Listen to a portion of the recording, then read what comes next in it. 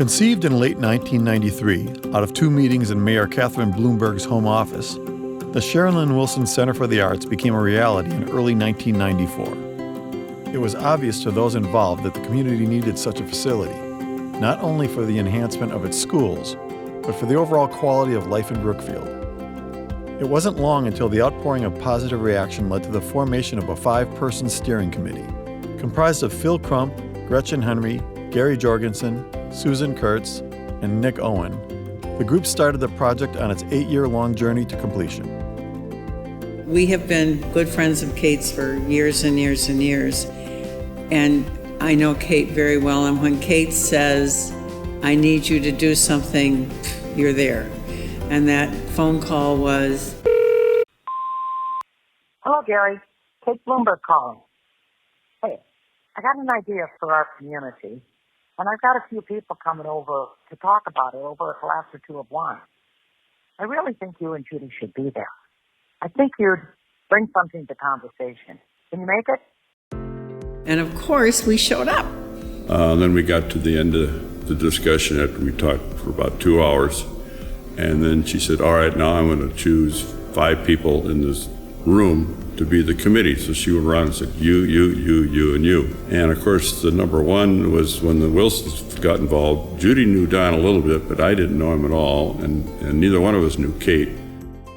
And so that was the start of a long relationship, which of course we still have.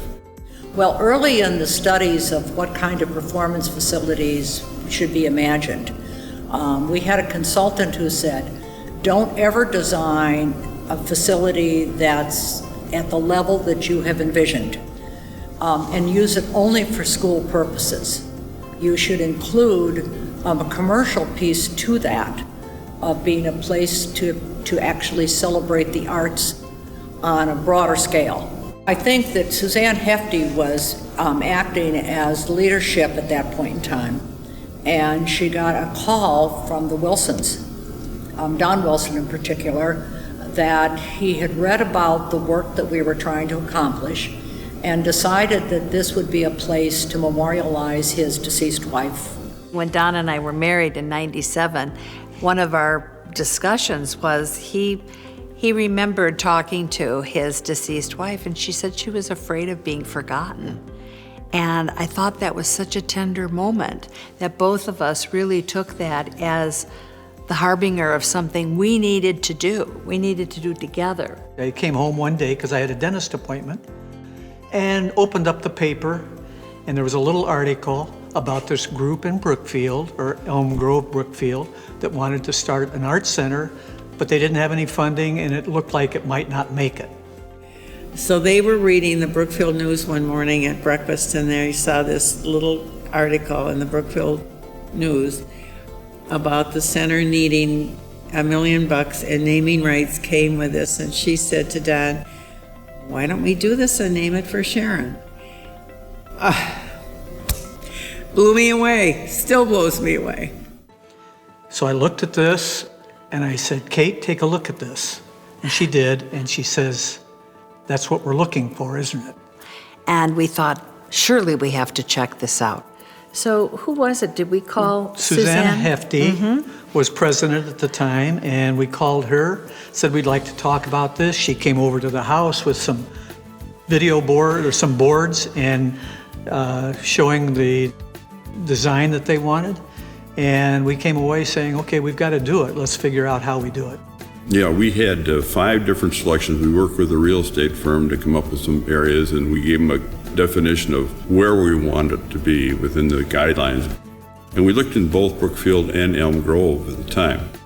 When we first read the article, we sort of thought, oh, this will be downtown, right in City Hall area or something. And they said, no, we've really already made plans out in Mitchell Park. And we said, oh, well, that's okay. And we came out here. It's the best thing we ever did. This is a perfect location for this facility. And one of the things that I really enjoyed was when at the end of the planning area, we had a committee to find the artists. And we had, I think we interviewed like 9 different artists and picked, I think it was 5, if I remember correctly. And of course, the big one was the fireplace. and how much that has added to the building. But it was interesting to work with this individual as she was building it. We built an enclosure around the fireplace so she could work right through the winter, and we just kind of worked right around her. And it was very educating for us, but at the end product, I think everybody thoroughly enjoys. The fact that it's at a 400-acre arts park, and we look at it as this beautiful lodge in the park, it's this building where everybody from the arts groups can come. It's like from the lake to the lake country. It's a perfect way for these arts groups that need to complete their missions to perform and entertain and educate here. I have to tell one of my favorite early stories. The center was up, just starting to host little classes for the little kids on Saturdays and other times. But I thought, I'm going to run over and see what's going on at the center. And I walk in and I see all these little kids coming and going. Very emotional. And I said, this is what it's really all about. Yeah, when you see enough of those adorables and those little tutus and their little ballet slippers and their paintbrushes and all the curiosity and the joy, and you can't get that without mixing both parts of the community. We have all sorts of scholarships here at the Wilson Center for kids that can't afford it. We have arts camps here for all the kids. I have felt from the beginning that we need a Ravinia West.